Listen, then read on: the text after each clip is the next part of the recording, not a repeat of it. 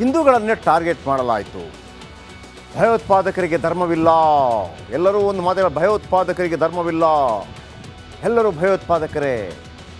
ಆದರೆ ಇಲ್ಲಿ ನೀನು ಯಾರು ಅಂತ ಕೇಳಿದರು, ನೀನು ಹಿಂದೂ ಅಂತಂದರೆ ಹೊಡೆದ್ರು. ಅದು ಕೂಡ ಅಲ್ಲಿ ಪಾಪ ಪಲ್ಲವಿ ಹೇಳ್ತಾರಂತೆ, ನನ್ನನ್ನು ಕೊಂದುಬಿಡಿ ಅಂತೇಳಿ. ಇಲ್ಲ, ನಿನ್ನನ್ನು ಕೊಲ್ಲೋದಿಲ್ಲ, ಹೋಗಿ ಮೋದಿಗೆ ಹೇಳು ಅಂತೇಳಿ. ಈಗ ಮೋದಿ ಉತ್ತರ ಕೊಡಬೇಕು. ಸೇನಾ ಸಮವಸ್ತ್ರದಲ್ಲಿ ಬಂದ ಭಯೋತ್ಪಾದಕರು, ಅಲ್ಲಿಗೆ ಬಂದ ಭಯೋತ್ಪಾದಕರು ಕೇಳಿದ್ದು ಧರ್ಮವನ್ನು. ಪಹಲ್ಗಾಮ್ನಲ್ಲಿ ಬೇಲ್ಪುರಿ ತಿಂತಾ ಇರುವಾಗ ಪ್ರಶ್ನೆ ಮಾಡಿದ್ರಂತೆ. ಪಹಲ್ಗಾಮ್ನ ಎಲ್ಲ ಸುತ್ತುವರಿದೆಲ್ಲ ಆದ ನಂತರ ಅಲ್ಲಿ ಒಂದು 7-8 ಎಕರೆ ಜಾಗ, ದೊಡ್ಡ ಗ್ರೌಂಡ್ ಥರ ಜಾಗ, ಅಲ್ಲಲ್ಲಿ ಬೇಲ್ಪುರಿ ಜ್ಯೂಸು ಮತ್ತೊಂದೆಲ್ಲ ಟೀ ಮತ್ತೊಂದೆಲ್ಲ ವ್ಯವಸ್ಥೆಗಳಿರುತ್ತಲ್ಲ, ಎಲ್ಲ ಬಂದ ಪ್ರವಾಸಿಗರೆಲ್ಲ ಅಲ್ಲಿ ಕೂತು ಆರಾಮಾಗಿ ರೆಸ್ಟ್ ಮಾಡ್ತಾಯಿದ್ರು. ಆಗ 4 ಸೇನಾ ಸಮವಸ್ತ್ರಧಾರಿಗಳು ಬರ್ತಾರೆ, ಗನ್ ಇಟ್ಕೊಂಡು ಬರ್ತಾರೆ, ಅಲ್ಲಿ ಅಟ್ಯಾಕ್ ಮಾಡ್ತಾರೆ. 30ಕ್ಕೂ ಹೆಚ್ಚು ಜನರನ್ನು ಕೊಲ್ತಾರೆ. ಅದರಲ್ಲಿ 2 ವಿದೇಶಿಗರು, ಇಸ್ರೇಲ್ ಮತ್ತು ಇಟಲಿಯವರು ಕೂಡ ಸೇರಿದ್ದಾರೆ.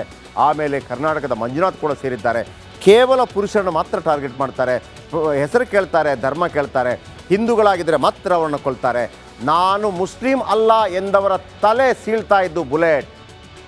ಈಗ ಹೇಳಿ, ಭಯೋತ್ಪಾದಕರಿಗೆ ಧರ್ಮ ಇದೆಯಾ ಇಲ್ವಾ? ಕರ್ನಾಟಕದ ಮಂಜುನಾಥ್ ರಾವ್ರನ್ನು ಕೊಂದಂಥ ರಕ್ಕಸರು ಕೊಂದು ಮಂಜುನಾಥ್ ಪತ್ನಿ ಪಲ್ಲವಿಗೆ ಏನು ಹೇಳಿದ್ರು ಅಂತಂದರೆ, ನಿನ್ನನ್ನು ಬಿಡ್ತಾ ಇದ್ದೇವೆ, ಹೋಗಿ ಮೋದಿಗೆ ಹೇಳು ಅಂದ್ರಂತೆ. ಯಾಕಂದರೆ ಪಲ್ಲವಿ ಹೇಳಿದ್ರಂತೆ, ನನ್ನನ್ನು ಕೊಲ್ಲಿ, ನನ್ನ ಮಕ್ಕಳನ್ನು ಕೊಂದುಬಿಡಿ, ನನ್ನ ಗಂಡ ಹೇಳಿದ್ರಂತ. ಯಾಕೆ ಅಂತ ಹೇಳಿದಾಗ, ಇಲ್ಲ, ನಿನ್ನನ್ನು ಬಿಡ್ತಾ ಇದ್ದೀವಿ, ಹೋಗಿ ಮೋದಿಗೆ ಹೇಳು ಅಂತೇಳಿ. ಟೂರಿಸ್ಟ್ಗಳಾಗಿದ್ದ ಗಂಡಸರಿಗೆ ಮಾತ್ರ ಅಟ್ಯಾಕ್ ಮಾಡಲಾಯಿತು.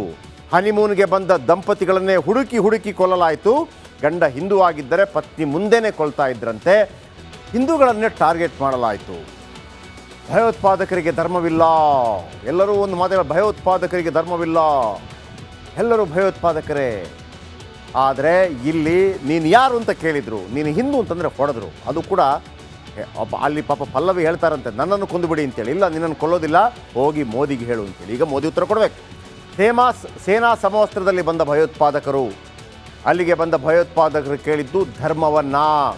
ಪಹಲ್ಗಾಮ್ನಲ್ಲಿ ಬೇಲ್ಪುರಿ ತಿಂತಾ ಇರುವಾಗ ಪ್ರಶ್ನೆ ಮಾಡಿದ್ರಂತೆ. ಪಹಲ್ಗಾಮ್ನ ಎಲ್ಲ ಸುತ್ತುವರಿದೆಲ್ಲ ಆದ ನಂತರ ಅಲ್ಲಿ ಒಂದು 7-8 ಎಕರೆ ಜಾಗ, ದೊಡ್ಡ ಗ್ರೌಂಡ್ ಥರ ಜಾಗ, ಅಲ್ಲಲ್ಲಿ ಬೇಲ್ಪುರಿ ಜ್ಯೂಸು ಮತ್ತೊಂದೆಲ್ಲ ಟೀ ಮತ್ತೊಂದೆಲ್ಲ ವ್ಯವಸ್ಥೆಗಳಿರುತ್ತಲ್ಲ, ಎಲ್ಲ ಬಂದ ಪ್ರವಾಸಿಗರೆಲ್ಲ ಅಲ್ಲಿ ಕೂತು ಆರಾಮಾಗಿ ರೆಸ್ಟ್ ಮಾಡ್ತಾಯಿದ್ರು. ಆಗ 4 ಸೇನಾ ಸಮವಸ್ತ್ರಧಾರಿಗಳು ಬರ್ತಾರೆ, ಗನ್ ಇಟ್ಕೊಂಡು ಬರ್ತಾರೆ, ಅಲ್ಲಿ ಅಟ್ಯಾಕ್ ಮಾಡ್ತಾರೆ. 30ಕ್ಕೂ ಹೆಚ್ಚು ಜನರನ್ನು ಕೊಲ್ತಾರೆ. ಅದರಲ್ಲಿ 2 ವಿದೇಶಿಗರು, ಇಸ್ರೇಲ್ ಮತ್ತು ಇಟಲಿಯವರು ಕೂಡ ಸೇರಿದ್ದಾರೆ. ಆಮೇಲೆ ಕರ್ನಾಟಕದ ಮಂಜುನಾಥ್ ಕೂಡ ಸೇರಿದ್ದಾರೆ. ಕೇವಲ ಪುರುಷರನ್ನು ಮಾತ್ರ ಟಾರ್ಗೆಟ್ ಮಾಡ್ತಾರೆ. ಹೆಸರು ಕೇಳ್ತಾರೆ, ಧರ್ಮ ಕೇಳ್ತಾರೆ. ಹಿಂದೂಗಳಾಗಿದ್ದರೆ ಮಾತ್ರ ಅವರನ್ನು ಕೊಲ್ತಾರೆ. ನಾನು ಮುಸ್ಲಿಂ ಅಲ್ಲ ಎಂದವರ ತಲೆ ಸೀಳ್ತಾ ಇದ್ದು ಬುಲೆಟ್. ಈಗ ಹೇಳಿ, ಭಯೋತ್ಪಾದಕರಿಗೆ ಧರ್ಮ ಇದೆಯಾ ಇಲ್ವಾ? ಕರ್ನಾಟಕದ ಮಂಜುನಾಥ್ ರಾವ್ರನ್ನು ಕೊಂದಂಥ ರಕ್ಕಸರು ಕೊಂದು ಮಂಜುನಾಥ್ ಪತ್ನಿ ಪಲ್ಲವಿಗೆ ಏನು ಹೇಳಿದ್ರು ಅಂತಂದರೆ, ನಿನ್ನನ್ನು ಬಿಡ್ತಾ ಇದ್ದೇವೆ, ಹೋಗಿ ಮೋದಿಗೆ ಹೇಳು ಅಂದ್ರಂತೆ. ಯಾಕಂದರೆ ಪಲ್ಲವಿ ಹೇಳಿದ್ರಂತೆ, ನನ್ನನ್ನು ಕೊಲ್ಲಿ, ನನ್ನ ಮಕ್ಕಳನ್ನು ಕೊಂದುಬಿಡಿ, ನನ್ನ ಗಂಡ ಹೇಳಿದ್ರಂತ. ಯಾಕೆ ಅಂತ ಹೇಳಿದಾಗ, ಇಲ್ಲ, ನಿನ್ನನ್ನು ಬಿಡ್ತಾ ಇದ್ದೀವಿ, ಹೋಗಿ ಮೋದಿಗೆ ಹೇಳು ಅಂತೇಳಿ. ಟೂರಿಸ್ಟ್ಗಳಾಗಿದ್ದ ಗಂಡಸರಿಗೆ ಮಾತ್ರ ಅಟ್ಯಾಕ್ ಹಿಂದೂಗಳನ್ನೇ ಟಾರ್ಗೆಟ್ ಮಾಡಲಾಯಿತು. ಭಯೋತ್ಪಾದಕರಿಗೆ ಧರ್ಮವಿಲ್ಲ, ಎಲ್ಲರೂ ಒಂದು ಮಾತಿನ ಭಯೋತ್ಪಾದಕರಿಗೆ ಧರ್ಮವಿಲ್ಲ, ಎಲ್ಲರೂ ಭಯೋತ್ಪಾದಕರೇ. ಆದರೆ ಇಲ್ಲಿ ನೀನು ಯಾರು ಅಂತ ಕೇಳಿದರು, ನೀನು ಹಿಂದೂ ಅಂತಂದರೆ ಹೊಡೆದ್ರು. ಅದು ಕೂಡ ಅಲ್ಲಿ ಪಾಪ ಪಲ್ಲವಿ ಹೇಳ್ತಾರಂತೆ, ನನ್ನನ್ನು ಕೊಂದುಬಿಡಿ ಅಂತೇಳಿ. ಇಲ್ಲ, ನಿನ್ನನ್ನು ಕೊಲ್ಲೋದಿಲ್ಲ, ಹೋಗಿ ಮೋದಿಗೆ ಹೇಳು ಅಂತೇಳಿ. ಈಗ ಮೋದಿ ಉತ್ತರ ಕೊಡಬೇಕು. ಸೇನಾ ಸಮವಸ್ತ್ರದಲ್ಲಿ ಬಂದ ಭಯೋತ್ಪಾದಕರು, ಅಲ್ಲಿಗೆ ಬಂದ ಭಯೋತ್ಪಾದಕರು ಕೇಳಿದ್ದು ಧರ್ಮವನ್ನು.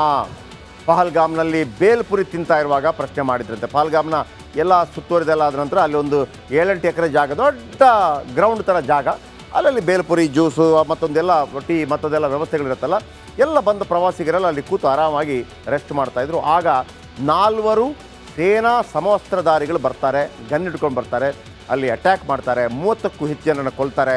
ಅದರಲ್ಲಿ 2 ವಿದೇಶಿಗರು, ಇಸ್ರೇಲ್ ಮತ್ತು ಇಟಲಿಯವರು ಕೂಡ ಸೇರಿದ್ದಾರೆ. ಆಮೇಲೆ ಕರ್ನಾಟಕದ ಮಂಜುನಾಥ್ ಕೂಡ ಸೇರಿದ್ದಾರೆ. ಕೇವಲ ಪುರುಷರನ್ನು ಮಾತ್ರ ಟಾರ್ಗೆಟ್ ಮಾಡ್ತಾರೆ.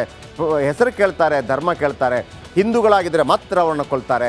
ನಾನು ಮುಸ್ಲಿಂ ಅಲ್ಲ ಎಂದವರ ತಲೆ ಸೀಳ್ತಾ ಇದ್ದು ಬುಲೆಟ್. ಈಗ ಹೇಳಿ, ಭಯೋತ್ಪಾದಕರಿಗೆ ಧರ್ಮ ಇದೆಯಾ ಇಲ್ವಾ?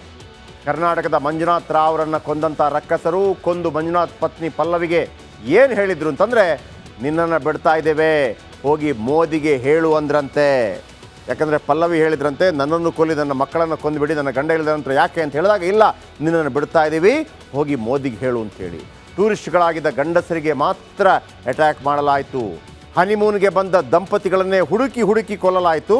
ಗಂಡ ಹಿಂದೂ ಆಗಿದ್ದರೆ ಪತ್ನಿ ಮುಂದೆನೇ ಕೊಲ್ತಾ ಇದ್ರಂತೆ. ಹಿಂದೂಗಳನ್ನೇ ಟಾರ್ಗೆಟ್ ಮಾಡಲಾಯಿತು.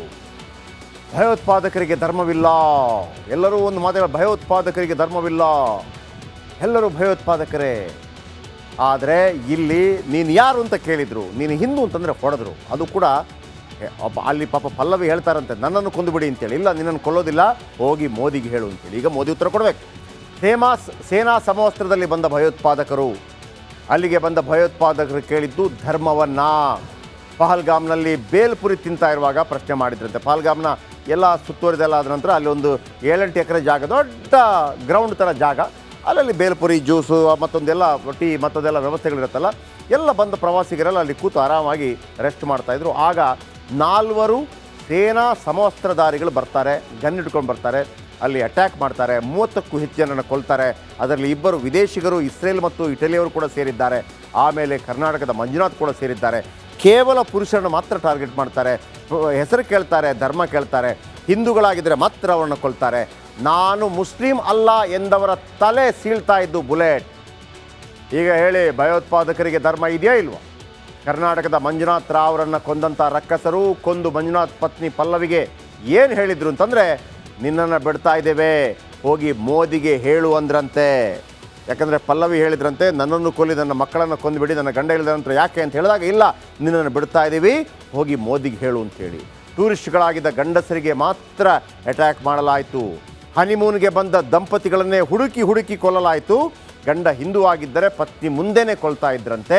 ಅಲ್ಲಿದ್ದವರು ನಾನು ಒಂದು ವೇಳೆ ಮುಸ್ಲಿಂ ಅಂತ ಹೇಳ್ತಾ ಇದ್ರೆ ಬದುಕ್ತಾ ಇದ್ರಾ ಅನ್ನುವಂಥ ಪ್ರಶ್ನೆ ಈಗ ಉದ್ಭವ ಆಗ್ತಾ ಇದೆ. ಹಿಂದೂಗಳನ್ನೇ ಟಾರ್ಗೆಟ್ ಮಾಡಲಾಯಿತು. ಭಯೋತ್ಪಾದಕರಿಗೆ ಧರ್ಮವಿಲ್ಲ, ಎಲ್ಲರೂ ಒಂದು ಮಾತು, ಭಯೋತ್ಪಾದಕರಿಗೆ ಧರ್ಮವಿಲ್ಲ, ಎಲ್ಲರೂ ಭಯೋತ್ಪಾದಕರೇ. ಆದರೆ ಇಲ್ಲಿ ನೀನು ಯಾರು ಅಂತ ಕೇಳಿದರು, ನೀನು ಹಿಂದೂ ಅಂತಂದರೆ ಹೊಡೆದ್ರು. ಅದು ಕೂಡ ಅಲ್ಲಿ ಪಾಪ ಪಲ್ಲವಿ ಹೇಳ್ತಾರಂತೆ, ನನ್ನನ್ನು ಕೊಂದುಬಿಡಿ ಅಂತೇಳಿ. ಇಲ್ಲ, ನಿನ್ನನ್ನು ಕೊಲ್ಲೋದಿಲ್ಲ, ಹೋಗಿ ಮೋದಿಗೆ ಹೇಳು ಅಂತೇಳಿ. ಈಗ ಮೋದಿ ಉತ್ತರ ಕೊಡಬೇಕು. ಸೇನಾ ಸಮವಸ್ತ್ರದಲ್ಲಿ ಬಂದ ಭಯೋತ್ಪಾದಕರು, ಅಲ್ಲಿಗೆ ಬಂದ ಭಯೋತ್ಪಾದಕರು ಕೇಳಿದ್ದು ಧರ್ಮವನ್ನು. ಪಹಲ್ಗಾಮ್ನಲ್ಲಿ ಬೇಲ್ಪುರಿ ತಿಂತಾ ಇರುವಾಗ ಪ್ರಶ್ನೆ ಮಾಡಿದ್ರಂತೆ. ಪಹಲ್ಗಾಮ್ನ ಎಲ್ಲ ಸುತ್ತುವರಿದೆಲ್ಲ ಆದ ನಂತರ ಅಲ್ಲಿ ಒಂದು 7-8 ಎಕರೆ ಜಾಗ, ದೊಡ್ಡ ಗ್ರೌಂಡ್ ಥರ ಜಾಗ, ಅಲ್ಲಲ್ಲಿ ಬೇಲ್ಪುರಿ ಜ್ಯೂಸು ಮತ್ತೊಂದೆಲ್ಲ ಟೀ ಮತ್ತೊಂದೆಲ್ಲ ವ್ಯವಸ್ಥೆಗಳಿರುತ್ತಲ್ಲ, ಎಲ್ಲ ಬಂದ ಪ್ರವಾಸಿಗರೆಲ್ಲ ಅಲ್ಲಿ ಕೂತು ಆರಾಮಾಗಿ ರೆಸ್ಟ್ ಮಾಡ್ತಾಯಿದ್ರು. ಆಗ 4 ಸೇನಾ ಸಮವಸ್ತ್ರಧಾರಿಗಳು ಬರ್ತಾರೆ, ಗನ್ ಇಟ್ಕೊಂಡು ಬರ್ತಾರೆ, ಅಲ್ಲಿ ಅಟ್ಯಾಕ್ ಮಾಡ್ತಾರೆ. 30ಕ್ಕೂ ಹೆಚ್ಚು ಜನರನ್ನು ಕೊಲ್ತಾರೆ. ಅದರಲ್ಲಿ 2 ವಿದೇಶಿಗರು, ಇಸ್ರೇಲ್ ಮತ್ತು ಇಟಲಿಯವರು ಕೂಡ ಸೇರಿದ್ದಾರೆ. ಆಮೇಲೆ ಕರ್ನಾಟಕದ ಮಂಜುನಾಥ್ ಕೂಡ ಸೇರಿದ್ದಾರೆ. ಕೇವಲ ಪುರುಷರನ್ನು ಮಾತ್ರ ಟಾರ್ಗೆಟ್ ಮಾಡ್ತಾರೆ. ಹೆಸರು ಕೇಳ್ತಾರೆ, ಧರ್ಮ ಕೇಳ್ತಾರೆ. ಹಿಂದೂಗಳಾಗಿದ್ದರೆ ಮಾತ್ರ ಅವರನ್ನು ಕೊಲ್ತಾರೆ. ನಾನು ಮುಸ್ಲಿಂ ಅಲ್ಲ ಎಂದವರ ತಲೆ ಸೀಳ್ತಾ ಇದ್ದು ಬುಲೆಟ್. ಈಗ ಹೇಳಿ, ಭಯೋತ್ಪಾದಕರಿಗೆ ಧರ್ಮ ಇದೆಯಾ ಇಲ್ವಾ? ಕರ್ನಾಟಕದ ಮಂಜುನಾಥ್ ರಾವ್ ಅವರನ್ನು ಕೊಂದಂಥ ರಕ್ಕಸರು ಕೊಂದು ಮಂಜುನಾಥ್ ಪತ್ನಿ ಪಲ್ಲವಿಗೆ ಏನು ಹೇಳಿದ್ರು ಅಂತಂದರೆ, ನಿನ್ನನ್ನು ಬಿಡ್ತಾ ಇದ್ದೇವೆ, ಹೋಗಿ ಮೋದಿಗೆ ಹೇಳು ಅಂದ್ರಂತೆ. ಯಾಕಂದರೆ ಪಲ್ಲವಿ ಹೇಳಿದ್ರಂತೆ, ನನ್ನನ್ನು ಕೊಲ್ಲಿ, ನನ್ನ ಮಕ್ಕಳನ್ನು ಕೊಂದುಬಿಡಿ, ನನ್ನ ಗಂಡ ಹೇಳಿದ್ರಂತ. ಯಾಕೆ ಅಂತ ಹೇಳಿದಾಗ, ಇಲ್ಲ, ನಿನ್ನನ್ನು ಬಿಡ್ತಾ ಇದ್ದೀವಿ, ಹೋಗಿ ಮೋದಿಗೆ ಹೇಳು ಅಂತೇಳಿ. ಟೂರಿಸ್ಟ್ಗಳಾಗಿದ್ದ ಗಂಡಸರಿಗೆ ಮಾತ್ರ ಅಟ್ಯಾಕ್ ಮಾಡಲಾಯಿತು. ಹನಿಮೂನ್ಗೆ ಬಂದ ದಂಪತಿಗಳನ್ನೇ ಹುಡುಕಿ ಕೊಲ್ಲಲಾಯಿತು. ಗಂಡ ಹಿಂದೂ ಆಗಿದ್ದರೆ ಪತ್ನಿ ಮುಂದೆನೇ ಕೊಲ್ತಾ ಇದ್ರಂತೆ. ಹಿಂದೂಗಳನ್ನೇ ಟಾರ್ಗೆಟ್ ಮಾಡಲಾಯಿತು. ಭಯೋತ್ಪಾದಕರಿಗೆ ಧರ್ಮವಿಲ್ಲ, ಎಲ್ಲರೂ ಒಂದು ಮಾತು, ಭಯೋತ್ಪಾದಕರಿಗೆ ಧರ್ಮವಿಲ್ಲ, ಎಲ್ಲರೂ ಭಯೋತ್ಪಾದಕರೇ. ಆದರೆ ಇಲ್ಲಿ ನೀನು ಯಾರು ಅಂತ ಕೇಳಿದರು, ನೀನು ಹಿಂದೂ ಅಂತಂದರೆ ಹೊಡೆದ್ರು. ಅದು ಕೂಡ ಅಲ್ಲಿ ಪಾಪ ಪಲ್ಲವಿ ಹೇಳ್ತಾರಂತೆ, ನನ್ನನ್ನು ಕೊಂದುಬಿಡಿ ಅಂತೇಳಿ. ಇಲ್ಲ, ನಿನ್ನನ್ನು ಕೊಲ್ಲೋದಿಲ್ಲ, ಹೋಗಿ ಮೋದಿಗೆ ಹೇಳು ಅಂತೇಳಿ. ಈಗ ಮೋದಿ ಉತ್ತರ ಕೊಡಬೇಕು. ಸೇನಾ ಸಮವಸ್ತ್ರದಲ್ಲಿ ಬಂದ ಭಯೋತ್ಪಾದಕರು, ಅಲ್ಲಿಗೆ ಬಂದ ಭಯೋತ್ಪಾದಕರು ಕೇಳಿದ್ದು ಧರ್ಮವನ್ನು. ಪಹಲ್ಗಾಮ್ನಲ್ಲಿ ಬೇಲ್ಪುರಿ ತಿಂತಾ ಇರುವಾಗ ಪ್ರಶ್ನೆ ಮಾಡಿದ್ರಂತೆ. ಪಹಲ್ಗಾಮ್ನ ಎಲ್ಲ ಸುತ್ತುವರಿದೆಲ್ಲ ಆದ ನಂತರ ಅಲ್ಲಿ ಒಂದು 7-8 ಎಕರೆ ಜಾಗ, ದೊಡ್ಡ ಗ್ರೌಂಡ್ ಥರ ಜಾಗ, ಅಲ್ಲಲ್ಲಿ ಬೇಲ್ಪುರಿ ಜ್ಯೂಸು ಮತ್ತೊಂದೆಲ್ಲ ಟೀ ಮತ್ತೊಂದೆಲ್ಲ ವ್ಯವಸ್ಥೆಗಳಿರುತ್ತಲ್ಲ, ಎಲ್ಲ ಬಂದ ಪ್ರವಾಸಿಗರೆಲ್ಲ ಅಲ್ಲಿ ಕೂತು ಆರಾಮಾಗಿ ರೆಸ್ಟ್ ಮಾಡ್ತಾಯಿದ್ರು. ಆಗ 4 ಸೇನಾ ಸಮವಸ್ತ್ರಧಾರಿಗಳು ಬರ್ತಾರೆ, ಗನ್ ಇಟ್ಕೊಂಡು ಬರ್ತಾರೆ, ಅಲ್ಲಿ ಅಟ್ಯಾಕ್ ಮಾಡ್ತಾರೆ. 30ಕ್ಕೂ ಹೆಚ್ಚು ಜನರನ್ನು ಕೊಲ್ತಾರೆ. ಅದರಲ್ಲಿ 2 ವಿದೇಶಿಗರು, ಇಸ್ರೇಲ್ ಮತ್ತು ಇಟಲಿಯವರು ಕೂಡ ಸೇರಿದ್ದಾರೆ. ಆಮೇಲೆ ಕರ್ನಾಟಕದ ಮಂಜುನಾಥ್ ಕೂಡ ಸೇರಿದ್ದಾರೆ. ಕೇವಲ ಪುರುಷರನ್ನು ಮಾತ್ರ ಟಾರ್ಗೆಟ್ ಮಾಡ್ತಾರೆ. ಹೆಸರು ಕೇಳ್ತಾರೆ, ಧರ್ಮ ಕೇಳ್ತಾರೆ. ಹಿಂದೂಗಳಾಗಿದ್ದರೆ ಮಾತ್ರ ಅವರನ್ನು ಕೊಲ್ತಾರೆ. ನಾನು ಮುಸ್ಲಿಂ ಅಲ್ಲ ಎಂದವರ ತಲೆ ಸೀಳ್ತಾ ಇದ್ದು ಬುಲೆಟ್. ಈಗ ಹೇಳಿ, ಭಯೋತ್ಪಾದಕರಿಗೆ ಧರ್ಮ ಇದೆಯಾ ಇಲ್ವಾ? ಕರ್ನಾಟಕದ ಮಂಜುನಾಥ್ ರಾವ್ ಅವರನ್ನು ಕೊಂದಂಥ ರಕ್ಕಸರು ಕೊಂದು ಮಂಜುನಾಥ್ ಪತ್ನಿ ಪಲ್ಲವಿಗೆ ಏನು ಹೇಳಿದ್ರು ಅಂತಂದರೆ, ನಿನ್ನನ್ನು ಬಿಡ್ತಾ ಇದ್ದೇವೆ, ಹೋಗಿ ಮೋದಿಗೆ ಹೇಳು ಅಂದ್ರಂತೆ. ಯಾಕಂದರೆ ಪಲ್ಲವಿ ಹೇಳಿದ್ರಂತೆ, ನನ್ನನ್ನು ಕೊಲ್ಲಿ ನನ್ನ ಮಕ್ಕಳನ್ನು ಕೊಂದುಬಿಡಿ, ನನ್ನ ಗಂಡ ಹೇಳಿದ ನಂತರ ಯಾಕೆ ಅಂತ ಹೇಳಿದಾಗ, ಇಲ್ಲ ನಿನ್ನನ್ನು ಬಿಡ್ತಾ ಇದ್ದೀವಿ, ಹೋಗಿ ಮೋದಿಗೆ ಹೇಳು ಅಂತೇಳಿ. ಟೂರಿಸ್ಟ್ಗಳಾಗಿದ್ದ ಗಂಡಸರಿಗೆ ಮಾತ್ರ ಅಟ್ಯಾಕ್ ಮಾಡಲಾಯಿತು. ಹನಿಮೂನ್ಗೆ ಬಂದ ದಂಪತಿಗಳನ್ನೇ ಹುಡುಕಿ ಹುಡುಕಿ ಕೊಲ್ಲಲಾಯಿತು. ಗಂಡ ಹಿಂದೂ ಆಗಿದ್ದರೆ ಪತ್ನಿ ಮುಂದೆನೇ ಕೊಲ್ತಾ ಇದ್ರಂತೆ. ಅಲ್ಲಿದ್ದವರು ನಾನು ಒಂದು ವೇಳೆ ಮುಸ್ಲಿಂ ಅಂತ ಹೇಳ್ತಾ ಇದ್ರೆ ಬದುಕ್ತಾ ಇದ್ರಾ ಅನ್ನುವಂಥ ಪ್ರಶ್ನೆ ಈಗ ಉದ್ಭವ ಆಗ್ತಾ ಇದೆ. ಹಿಂದೂಗಳನ್ನೇ ಟಾರ್ಗೆಟ್ ಮಾಡಲಾಯಿತು. ಭಯೋತ್ಪಾದಕರಿಗೆ ಧರ್ಮವಿಲ್ಲ, ಎಲ್ಲರೂ ಒಂದು ಮಾತಿನ ಭಯೋತ್ಪಾದಕರಿಗೆ ಧರ್ಮವಿಲ್ಲ, ಎಲ್ಲರೂ ಭಯೋತ್ಪಾದಕರೇ. ಆದರೆ ಇಲ್ಲಿ ನೀನು ಯಾರು ಅಂತ ಕೇಳಿದರು, ನೀನು ಹಿಂದೂ ಅಂತಂದರೆ ಹೊಡೆದ್ರು. ಅದು ಕೂಡ ಅಲ್ಲಿ ಪಾಪ ಪಲ್ಲವಿ ಹೇಳ್ತಾರಂತೆ, ನನ್ನನ್ನು ಕೊಂದುಬಿಡಿ ಅಂತೇಳಿ. ಇಲ್ಲ ನಿನ್ನನ್ನು ಕೊಲ್ಲೋದಿಲ್ಲ, ಹೋಗಿ ಮೋದಿಗೆ ಹೇಳು ಅಂತೇಳಿ. ಈಗ ಮೋದಿ ಉತ್ತರ ಕೊಡಬೇಕು. ಸೇನಾ ಸಮವಸ್ತ್ರದಲ್ಲಿ ಬಂದ ಭಯೋತ್ಪಾದಕರು, ಅಲ್ಲಿಗೆ ಬಂದ ಭಯೋತ್ಪಾದಕರು ಕೇಳಿದ್ದು ಧರ್ಮವನ್ನು. ಪಹಲ್ಗಾಮ್ನಲ್ಲಿ ಬೇಲ್ಪುರಿ ತಿಂತಾ ಇರುವಾಗ ಪ್ರಶ್ನೆ ಮಾಡಿದ್ರಂತೆ. ಪಹಲ್ಗಾಮ್ನ ಎಲ್ಲ ಸುತ್ತುವರಿದೆಲ್ಲ ಆದ ನಂತರ ಅಲ್ಲಿ ಒಂದು 7-8 ಎಕರೆ ಜಾಗ, ದೊಡ್ಡ ಗ್ರೌಂಡ್ ಥರ ಜಾಗ, ಅಲ್ಲಲ್ಲಿ ಬೇಲ್ಪುರಿ ಜ್ಯೂಸು ಮತ್ತೊಂದೆಲ್ಲ ಟೀ ಮತ್ತೊಂದೆಲ್ಲ ವ್ಯವಸ್ಥೆಗಳಿರುತ್ತಲ್ಲ, ಎಲ್ಲ ಬಂದ ಪ್ರವಾಸಿಗರೆಲ್ಲ ಅಲ್ಲಿ ಕೂತು ಆರಾಮಾಗಿ ರೆಸ್ಟ್ ಮಾಡ್ತಾಯಿದ್ರು. ಆಗ 4 ಸೇನಾ ಸಮವಸ್ತ್ರಧಾರಿಗಳು ಬರ್ತಾರೆ, ಗನ್ ಹಿಡ್ಕೊಂಡು ಬರ್ತಾರೆ, ಅಲ್ಲಿ ಅಟ್ಯಾಕ್ ಮಾಡ್ತಾರೆ. 30ಕ್ಕೂ ಹೆಚ್ಚು ಜನರನ್ನು ಕೊಲ್ತಾರೆ. ಅದರಲ್ಲಿ 2 ವಿದೇಶಿಗರು, ಇಸ್ರೇಲ್ ಮತ್ತು ಇಟಲಿಯವರು ಕೂಡ ಸೇರಿದ್ದಾರೆ. ಆಮೇಲೆ ಕರ್ನಾಟಕದ ಮಂಜುನಾಥ್ ಕೂಡ ಸೇರಿದ್ದಾರೆ. ಕೇವಲ ಪುರುಷರನ್ನು ಮಾತ್ರ ಟಾರ್ಗೆಟ್ ಮಾಡ್ತಾರೆ. ಹೆಸರು ಕೇಳ್ತಾರೆ, ಧರ್ಮ ಕೇಳ್ತಾರೆ. ಹಿಂದೂಗಳಾಗಿದ್ದರೆ ಮಾತ್ರ ಅವರನ್ನು ಕೊಲ್ತಾರೆ. ನಾನು ಮುಸ್ಲಿಂ ಅಲ್ಲ ಎಂದವರ ತಲೆ ಸೀಳ್ತಾ ಇದ್ದು ಬುಲೆಟ್. ಈಗ ಹೇಳಿ, ಭಯೋತ್ಪಾದಕರಿಗೆ ಧರ್ಮ ಇದೆಯಾ ಇಲ್ವಾ? ಕರ್ನಾಟಕದ ಮಂಜುನಾಥ್ ರಾವ್ ಅವರನ್ನು ಕೊಂದಂಥ ರಕ್ಕಸರು ಕೊಂದು ಮಂಜುನಾಥ್ ಪತ್ನಿ ಪಲ್ಲವಿಗೆ ಏನು ಹೇಳಿದರು ಅಂತಂದರೆ, ನಿನ್ನನ್ನು ಬಿಡ್ತಾ ಇದ್ದೇವೆ, ಹೋಗಿ ಮೋದಿಗೆ ಹೇಳು ಅಂದ್ರಂತೆ. ಯಾಕಂದರೆ ಪಲ್ಲವಿ ಹೇಳಿದ್ರಂತೆ, ನನ್ನನ್ನು ಕೊಲ್ಲಿ ನನ್ನ ಮಕ್ಕಳನ್ನು ಕೊಂದುಬಿಡಿ, ನನ್ನ ಗಂಡ ಹೇಳಿದ ನಂತರ ಯಾಕೆ ಅಂತ ಹೇಳಿದಾಗ, ಇಲ್ಲ ನಿನ್ನನ್ನು ಬಿಡ್ತಾ ಇದ್ದೀವಿ, ಹೋಗಿ ಮೋದಿಗೆ ಹೇಳು ಅಂತೇಳಿ.